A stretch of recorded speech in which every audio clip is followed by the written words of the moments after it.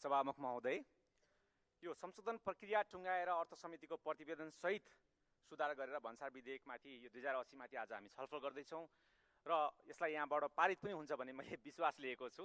हुन त सदनको अवस्था हेर्दै गर्दाखेरि म त्यति धेरै सम्भावना देख्दिनँ। यद्यपि हामीले चाँडो यसलाई पारित गर्नुपर्छ। उत्साहित यसकारण छु कि हामी नेपाल संशोधित क्योटो महासन्धिको पक्ष राष्ट्र पनि भएको र विश्व व्यापार सङ्गठनको सदस्य पनि भएको। त्यसमाथि पनि नेपाल चाँडै नै कम विकसित मुलुकबाट विकसित मुलुकमा अपग्रेड पनि हुँदैछ। यो 2026 मै अपग्रेड हुने भन्ने कुरा निकै नजिकिसकेको छ।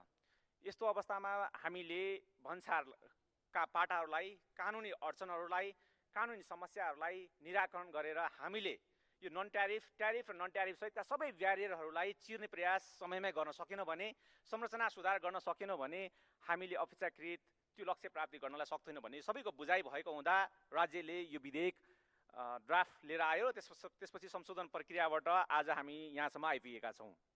तर म केही विषयहरू यहाँ जोड्न चाहन्छु।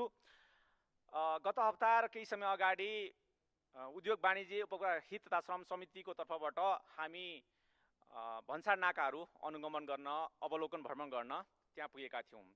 यसरी जाँदै गर्दा पूर्वका केही नाकाहरूमा, त्यसपछि भैरवा वीरगञ्जका नाकाहरूमा, भैरवाकामा सुदूरपश्चिमका नाकाहरू पनि हामी पुगेका छौँ। हामी एकातिर कम विकसित राष्ट्रबाट विकसित राष्ट्रमा अपग्रेड हुँदैछौँ भनेर त्यता गर्व पनि गरिरहेका छौँ। अनि अर्कोतिर हाम्रो समग्र अर्थतन्त्र आयातमा, अन्तर्राष्ट्रिय व्यापारमा नै बेसी केन्द्रित हुन्छ। यो संसारकै अर्थतन्त्र केन्द्रित हुने प्रक्रिया हो। सोही प्रक्रिया अन्तर्गत हाम्रो पनि अर्थतन्त्र वैदेशिक व्यापारमै केन्द्रित छ। त्यसमा पनि आयात अत्याधिक धेरै र निर्यात एकदमै कम भइरहेको अवस्था छ। हामीले त्यो भन्सार नाकामा तयार गर्नुपर्ने, बनाउनु पर्ने संरचनाहरू, भौतिक संरचनाहरूको मात्र कुरा गरिनँ मैले। भौतिक संरचना सँगसँगै आधुनिकरणसँग जोडिएको डिजिटलाइजेसन प्रक्रियाहरूलाई कति अवलम्बन गऱ्यौँ त भनेर हेर्दै गर्दा निकै दया लाग्दो अवस्था देखिएको थियो। त्यहाँनिर कयौँ भन्सार नाकाहरूमा त आधारभूत आवश्यकता पनि थिएनन्।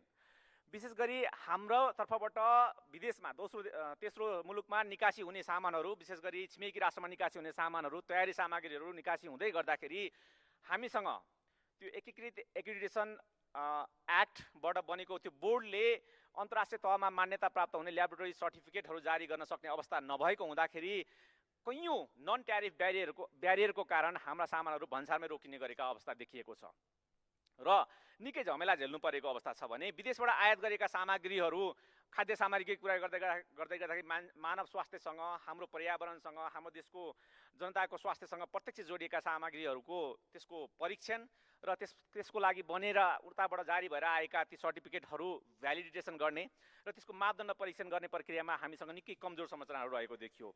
त्यति मात्र होइन, संसार डिजिटल युगमा प्रवेश गरिसकेको अवस्थामा हामीले त्यसरी भन्सार नाकाबाट समग्र अर्थतन्त्रलाई पनि सपोर्ट हुने गरी र देशको समग्र व्यापार चलायमान बनाउने प्रक्रिया र देशको समग्र जनताको स्वास्थ्यसँग जोडिएका, यी सबै विषयसँग जोडिएका त्यो प्रक्रियालाई चलायमान बनाउने प्रक्रिया त्यो भन्सार नाकामा हामीले न त संरचनागत रूपमा आवश्यकता अनुसार सुधार गर्न सकेका रहेछौँ, न त त्यसको अरू व्यावहारिक पाटोमा पनि धेरै सुधार गर्न सकेका रहेछौँ।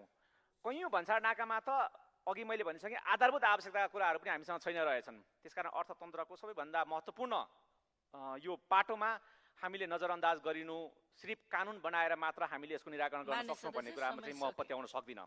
त्यसकारण कानुन सँगसँगै हामीले भौतिक संरचना र आवश्यक अरू व्यावहारिक पाटोमा सुधार गर्न पनि उत्तिकै जरुरी छ र कम्तीमा हाम्रा ती भन्सार नाकाहरूमा नन ट्यारिफ ब्यारियरहरूसँग भिड्नको लागि सबै एकीकृत ल्याबोरेटरिजहरू त्यहाँ खडा गर्न सक्यौँ, ताकि आएका भित्री नै गरेका सामग्रीहरूको गुणस्तर परीक्षणमा पनि हामीले काम गर्न सकौँ र यहाँबाट निस्किँदै गर्दाखेरि ती देशहरूले लगाउने नन ट्यारिफ ब्यारियरका कारण हाम्रा सामानहरू भन्सारमै अलपत्र, हाम्रै नाकामा अलपत्र पर्नुको सट्टामा हामीले सहज रूपमा निर्यात गर्न सक्ने गरी हामीले काम गर्न सकौँ।